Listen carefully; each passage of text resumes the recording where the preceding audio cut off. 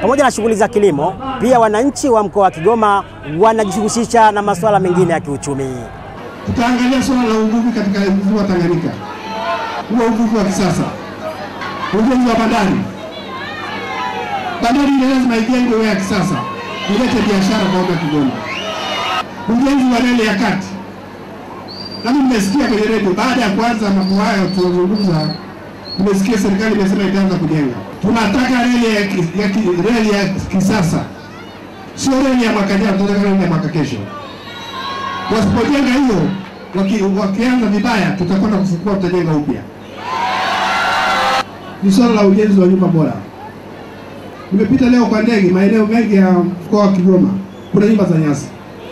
Tutatunga sera ya kuhakikisha tunaondoa nyumba za nyasi nchi nzima.